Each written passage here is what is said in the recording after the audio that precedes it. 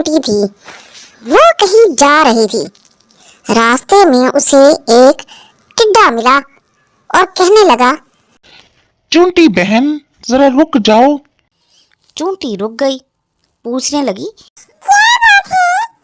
ٹڈے نے کہا، میٹھی میٹھی ہوا چل رہی ہے، آؤ باغ میں کھیلیں۔ چونٹی نے کہا، میں کیسے کھیلوں؟ مجھے تو دانے اکٹھے کرنے ہیں۔ جب برسات آئے گی تو چھوٹی چھوٹی چونٹیاں کیا کھائیں گی؟ مجھے گھر ٹھیک کرنا ہے، برسات کے پانی سے گھر ٹوٹ سکتا ہے۔ ٹڈے نے کہا، ہا ہا ہا ہا، ہم تو کھیلتے ہی ہیں جی۔ ایک دن بادل آ گئے، بارش ہونے لگی، ٹڈا بھیگتا ہوا بھاگا، چونٹی کا دروازہ کھٹکا کر کہنے لگا، چونٹی بہن مجھے بھی اپنے گھر میں تھوڑی سی جگہ دے دو، میں بری طرح بھیگ گیا ہوں۔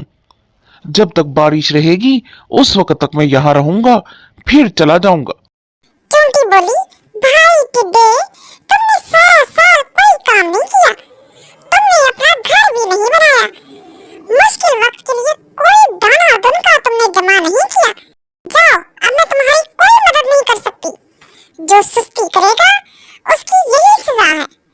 ٹڈا رو رو کر گڑگڑایا، چونٹی بہن اس بار معاف کر دو، آئندہ نہیں کروں گا، آگے سے خوب محنت کروں گا۔